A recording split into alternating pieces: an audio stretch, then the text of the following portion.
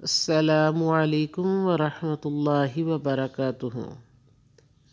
امید ہے آپ سب ایمان اور صحت کی بہترین حالتوں میں ہوں گے۔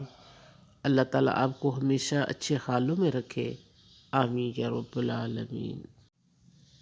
پڑھنے میں یہ دعا بہت چھوٹی ہے، لیکن اللہ تعالیٰ نے اس کا بہت بڑا اجر لکھ رکھا ہے۔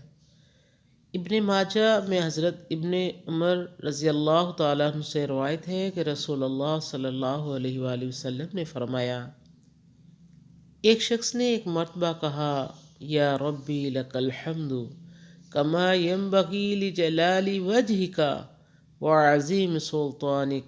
فرشتے گھبرا گئے کہ ہم اس کا کتنا اجر لکھیں۔ آخر اللہ تعالیٰ سے انہوں نے عرض کی کہ تیرے ایک بندے نے ایک ایسا کلمہ کہا ہے کہ ہم نہیں جانتے کہ اسے کس طرح لکھیں۔ پروردگار نے باوجود جاننے کے ان سے پوچھا کہ اس نے کیا کہا ہے۔ انہوں نے بیان کیا کہ اس نے یہ کلمہ کہا ہے۔